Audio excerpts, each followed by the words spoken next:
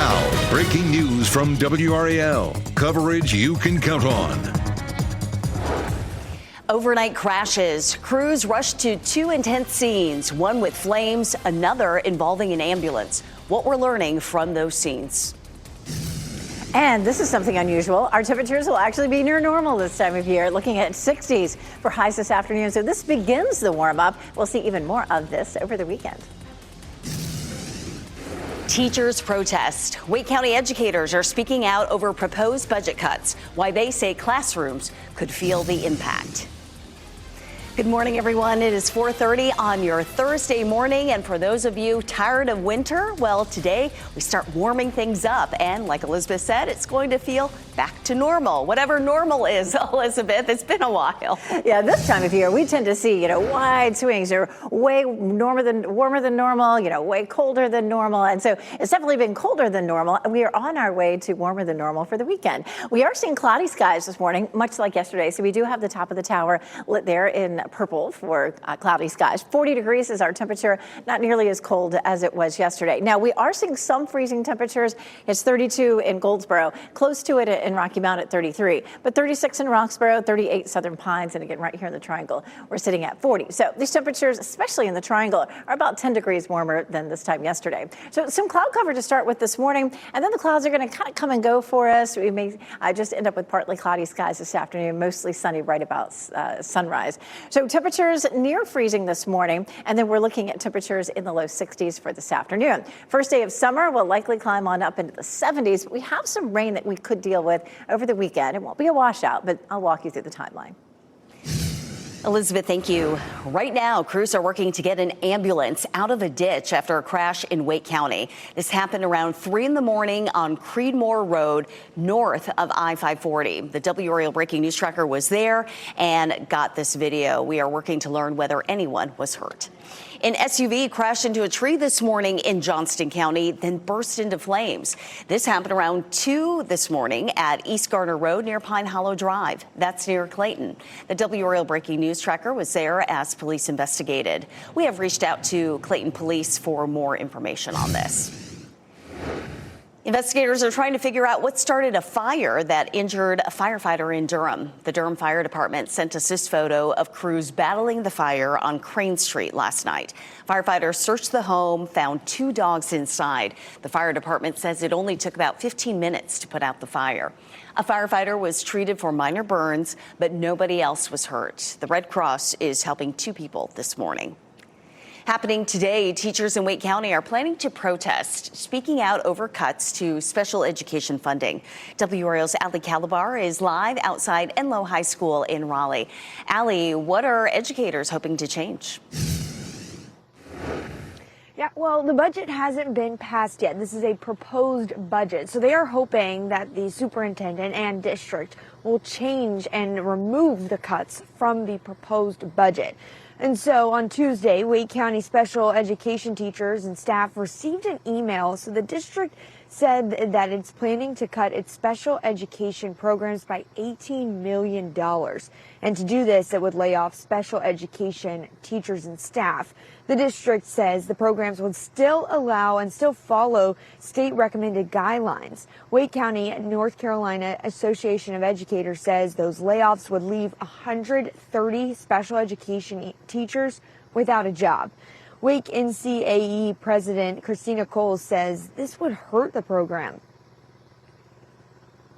This is absolutely unacceptable that our students with disabilities, our most vulnerable students, and the caring professional staff who care for them are on the chopping block. Now, these pickets and walk-ins at Enloe High School are expected to start at 6:45. And then there's going to be a separate picket and walk-in at Fuquay-Varina Elementary School. That's at 8 a.m. WRAL will be following this. Reporting live in Raleigh, Ali Calabar, WRAL News.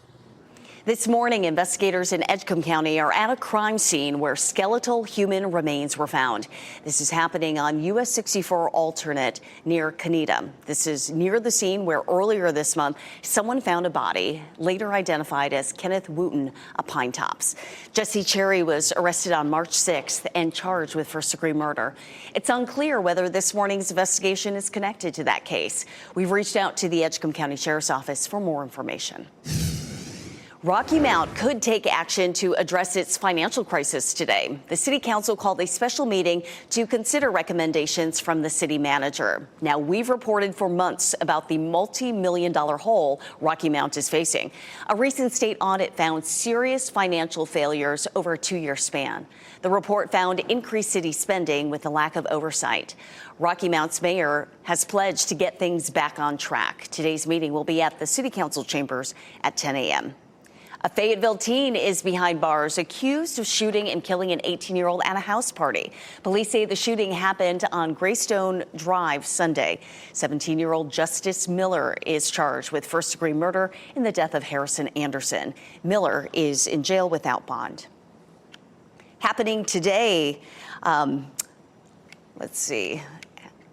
There are questions about votes in a North Carolina primary race. County election officials will review claims from Senator Phil Berger that some ballots were wrongly excluded.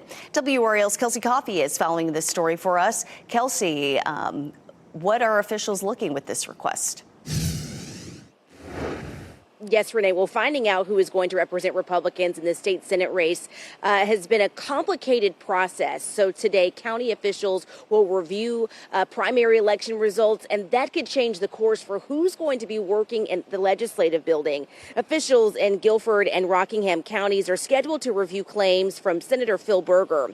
Berger filed protest over 13 votes in those counties. He claims there were irregularities like wrong ballots and registration errors. Berger trails Rockingham County Sheriff Sam Page by 23 votes.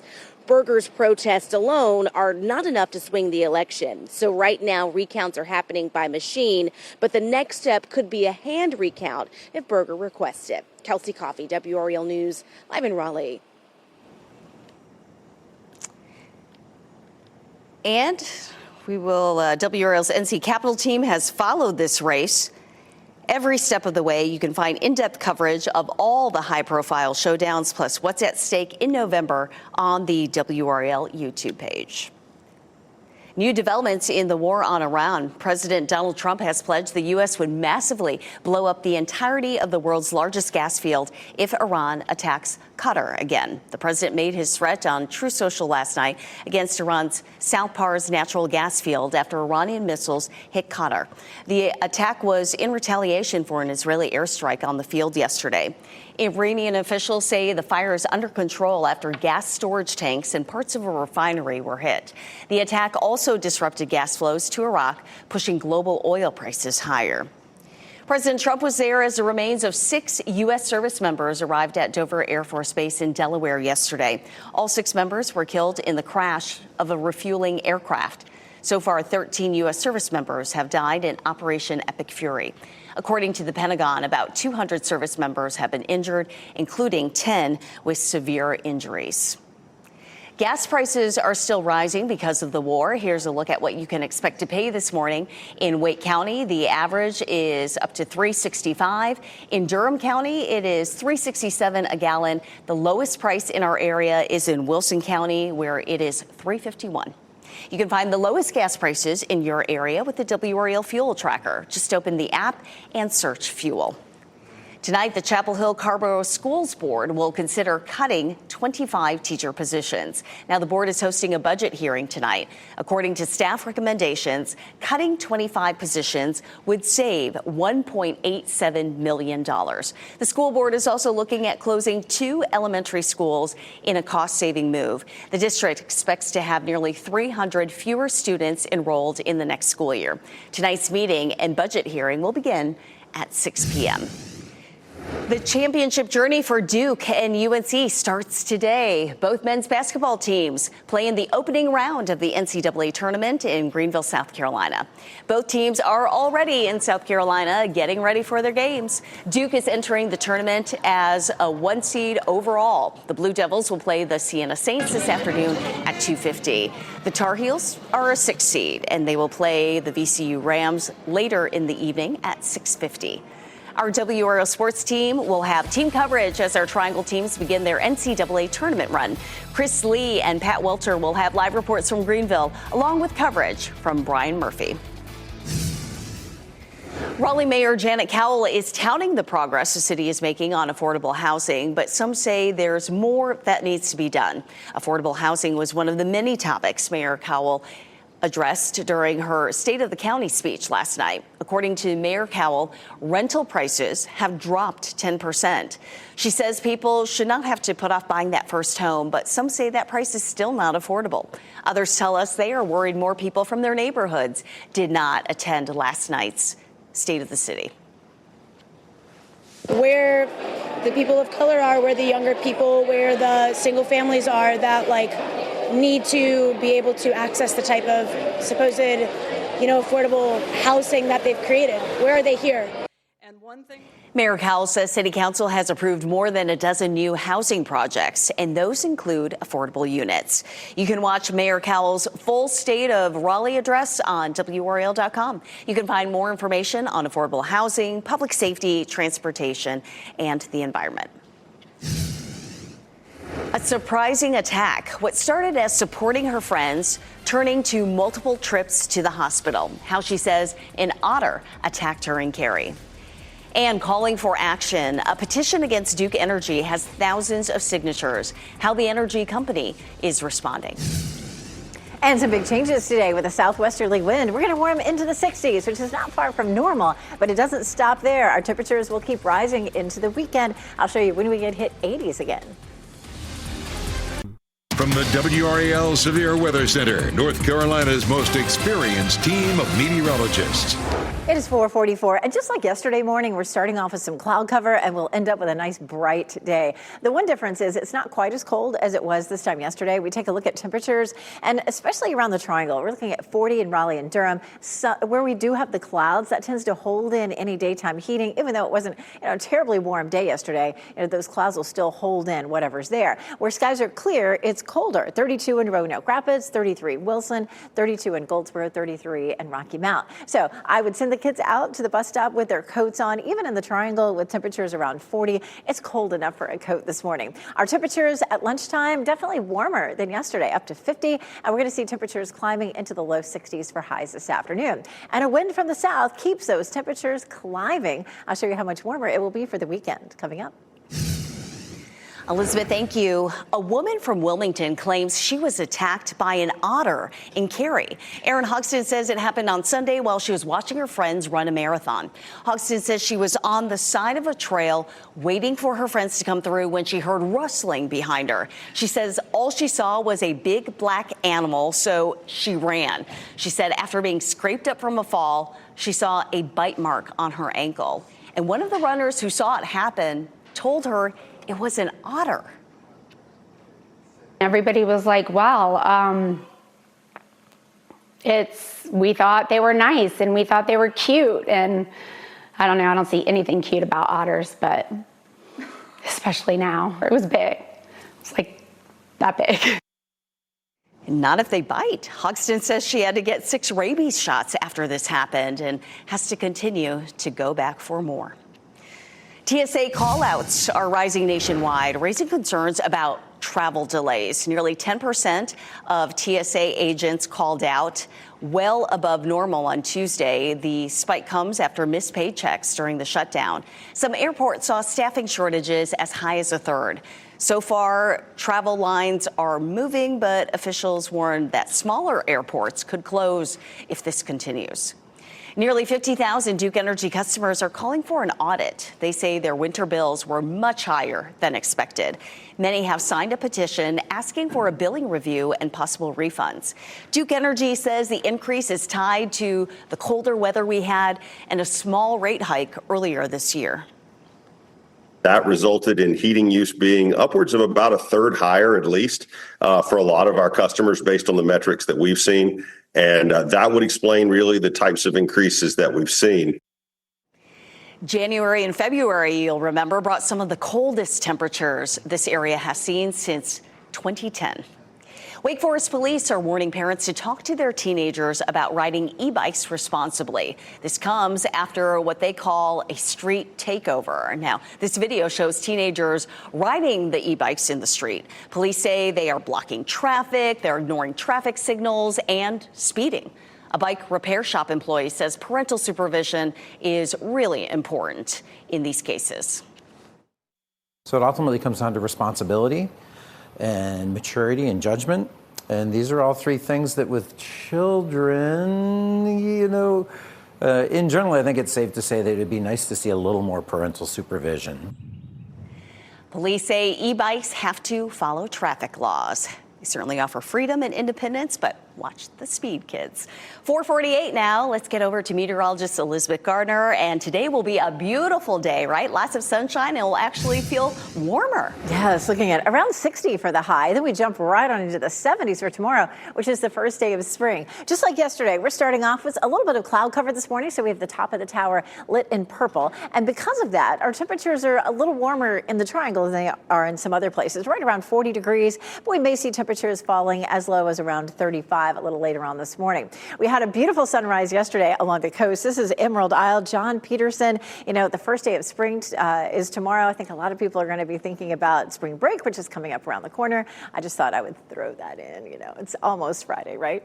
All right. It is 38 in Durham, 38 in Holly Springs, 40 in Apex, 40 in Garner, 37 degrees in Clayton. So we're warmer than yesterday. In some places, it's only 2 or 3 degrees, but in the triangle, we're a little over 10 degrees warmer than this time yesterday. Here's where the clouds are. And again, it's amazing how much the clouds will affect our overnight low. If we have clouds, it's like an insulating blanket. It doesn't allow us to cool off as much. And so that band of clouds right through the triangle is keeping our temperatures up there, while in other spots where we don't have clouds, the temperatures have dropped a lot faster. Now, let's talk about warming. We'll climb into the low 60s for this afternoon, which is right about normal for this time of year. The reason for that is this high pressure to our south is going to start feeding air in from the southwest. And so that's going to warm things up nicely all the way into Sunday, where we'll hit 83 degrees, which is normal for the end of May, almost the start of June. Right now, 64 is normal, so we're very close to that today. And then we jump up above normal. Saturday, 78, 83 on Sunday. It should be a nice weekend to get outside, and we have more warm temperatures ahead, especially for parts of the west. As a matter of fact, there are heat advisories, heat warnings out for Phoenix. I mean, it's always hot there, but you don't think about that in the middle of March. First day of spring, 72. Notice we do have some raindrops on the forecast for Saturday. It won't be a washout, but I'll show you when to expect the rain and how much we'll get coming up. Elizabeth, thank you. Potentially moving locations. That could be in the cards for one popular restaurant along Western Boulevard in Raleigh. What the owners of Amedios are saying. New movies in the works. The live-action remake getting a new storyline, and one incredible Pixar family set to fight crime for a third time. Several new movie announcements are getting people excited. David Daniel tells us what's in the works in today's Hollywood Minute. Family means nobody gets left behind or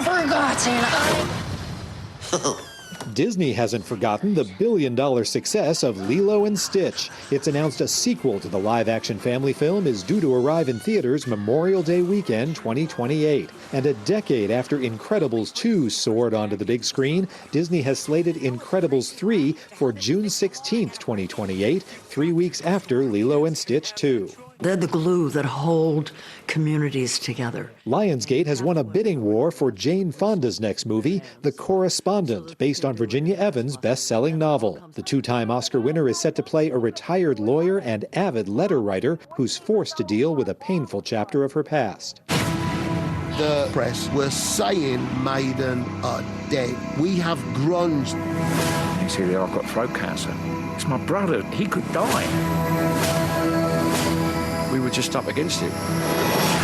And I like that. That's a challenge. Iron Maiden, Burning Ambition features the heavy metal legends reflecting on their half-century of music.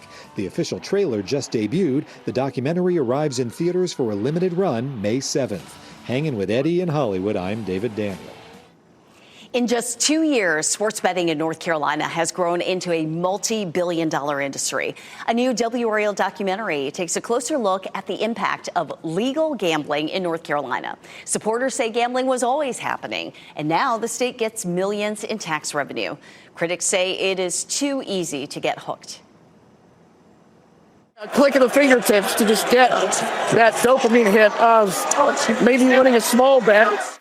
I know I would be in a gutter if I had the accessibility that people do now. We are in the business of creating sustainable levels of play for all players. Our WRAL documentary team looks at all sides of sports betting, including what comes next, from casino games on your phone to betting markets like Kalshi.